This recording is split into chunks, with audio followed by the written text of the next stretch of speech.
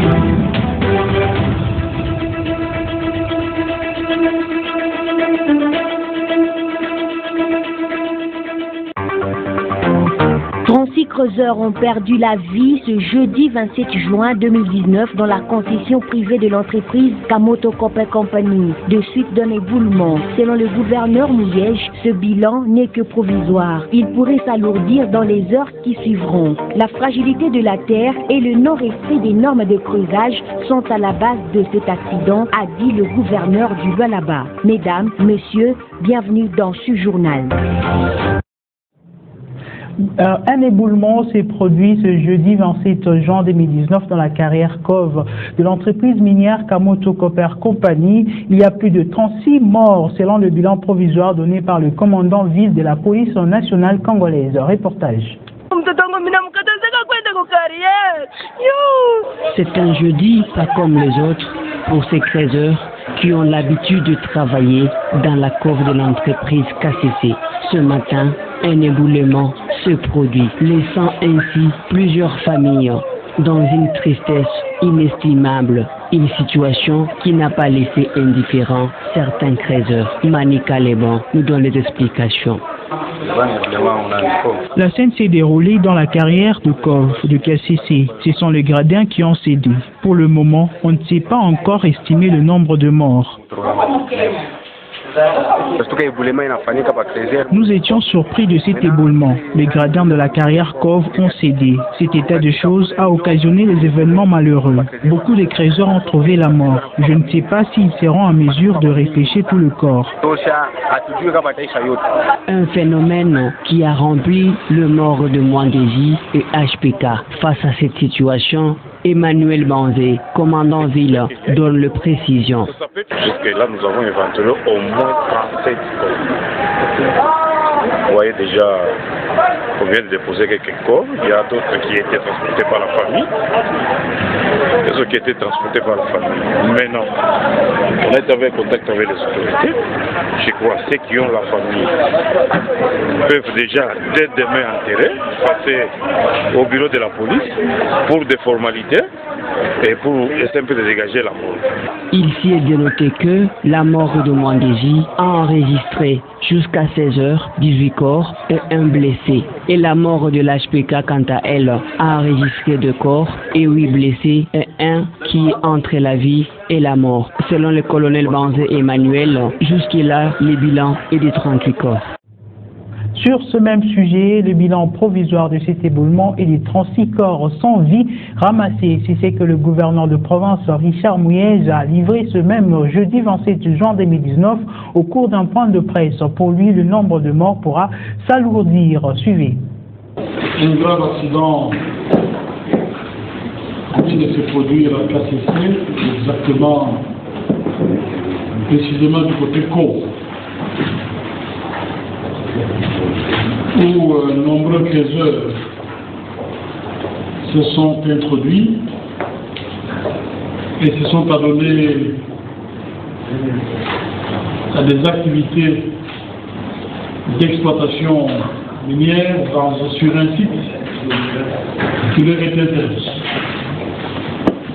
Nous le répétons toujours, Cove est un site délicat et présente beaucoup de risques. Il s'attaque au gradin, à la recherche de minerais, et quand c'est mal fait, et quand se fait de manière anarchique, cela entraîne des chutes des volumes des matériaux qui ne pardonnent pas. Avant d'entrer dans cette salle, ceux qui s'occupent de chercher les corps ont fait état d'avoir ramassé, d'avoir rassemblé 36 corps sans vie. C'est énorme. C'est énorme. Une fillette de moins de 9 ans a été percutée par un motocycliste sur l'avenue la chaussée Joseph Kabila Kabangé au quartier Kanina dans la commune de Dilala ce jeudi 27 juin 2019. L'excès de vitesse serait à la base de cet accident. Suivez. C'est une toute petite fille de moins de 10 ans. Gravement blessée, elle n'arrive pas à se tenir debout. Toutes ses marchandises sont éparpillées par terre. Elle a été cognée par un motocycliste.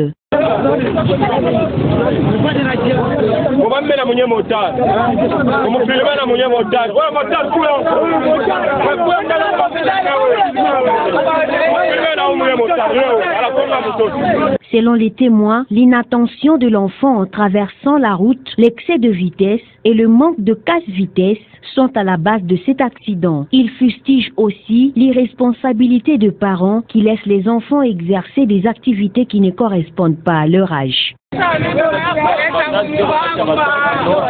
Les parents restent à la maison et envoient des petits-enfants exercer les activités de grandes personnes. Et surtout sur cette route, les enfants traversent sans tirer attention.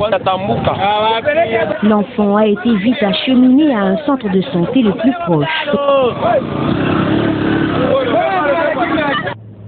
C'est ce jeudi 27 juin 2019 qu'ont pris fin les épreuves de l'examen d'État sur toute l'étendue de la République démocratique du Congo. Là-bas, les finalistes ont remercié les autorités pour le bon déroulement de ces épreuves. Une joie énorme s'est fait remarquer juste après la passation de la dernière épreuve. Ils chantent leurs chansons en swahili. Ils disent au revoir au bleu-blanc et à leur institution scolaire. Ce sont des finalistes. Ils ont terminé les examens d'État, édition 2018-2019. Les cris de joie poussés par ces élèves finalistes montrent la fin d'une grande période des rudes épreuves et des sacrifices. Les examens se sont bien déroulés à la bonne satisfaction de tous. En gros, c'est bien passé, il n'y a pas eu de désordre. Comme on nous a toujours dit que parfois on voit des gens qui crient, et tout, mais non, j'ai observé, tout s'est bien passé. C'était bien de tout ça s'est bien passé. Ces finalistes ne peuvent que manifester leur gratitude pour les bons déroulements des épreuves. Bon, on dit merci parce qu'au début de l'année, il y avait des rumeurs disant que non, cette année on va pas présenter les examens d'État. Or que nous aussi on voulait bien passer comme ça, genre quand les résultats sortent, on renverse la poudre. Et maintenant là qu'on est arrivé même à ce qu'on nous disait, on n'a pas vu vraiment des choses difficiles. Ça s'est bien passé contrairement à tout ce qu'on nous disait là. Donc je remercie beaucoup les étudiants. Merci beaucoup d'abord le gouverneur de notre ville province, Papa Moïse Mangué France, pour nous avoir soutenus. Je remercie aussi toutes les autorités de notre pays qui nous ont également accompagnés jusqu'à ce jour. Je remercie nos autorités car c'est grâce à eux. Ça s'est bien passé, il n'y a pas eu du désordre, il n'y a pas eu ceci, cela. Ça s'est bien passé. Ils disent avoir fait leur part et au bon Dieu le reste. En entendant, les rendez-vous est fixé au moment de la publication des résultats.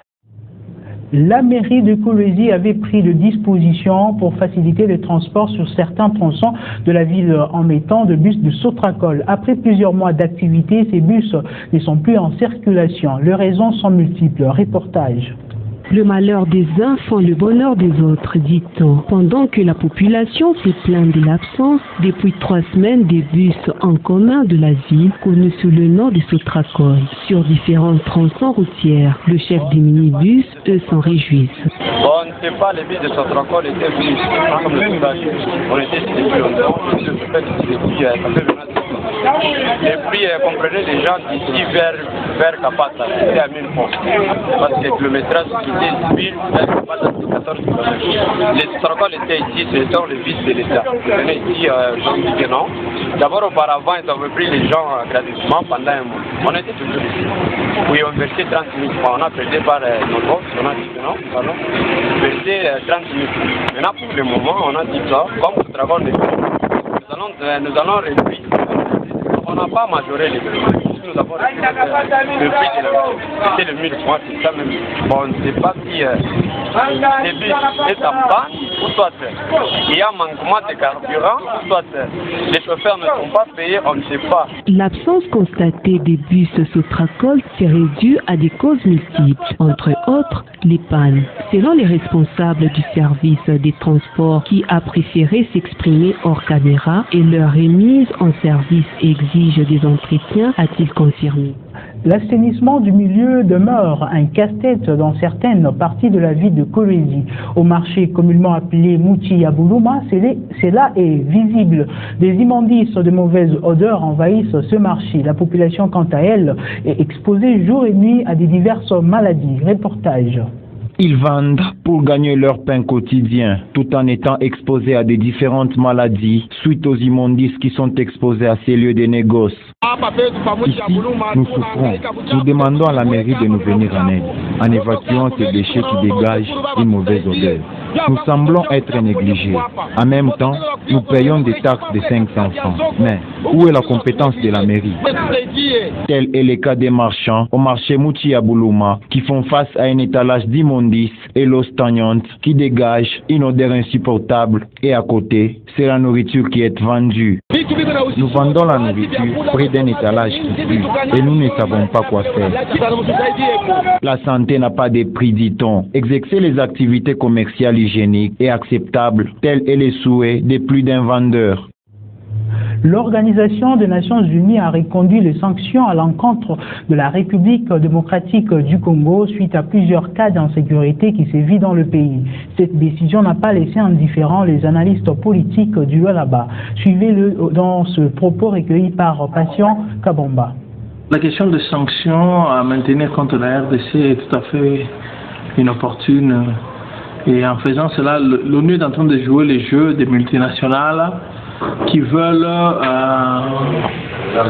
balkaniser et affaiblir la RDC sur le plan international. Alors, je crois que notre réponse devait être la fermeté, la constance et l'unité en rejetant en bloc toutes ces sanctions parce qu'elles sont injustifiées. Le Congo est un pays post-conflit.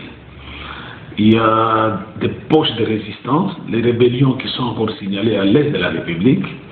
Il est tout à fait normal que la fourniture en armes soit réglementée par la communauté internationale, parce qu'il ne faudrait pas que ces armes non contrôlées dans le circuit mondial puissent tomber dans les mains de la rébellion. Ça risque encore de déstabiliser la sous-région. Vous savez que le Congo a 9 voisins.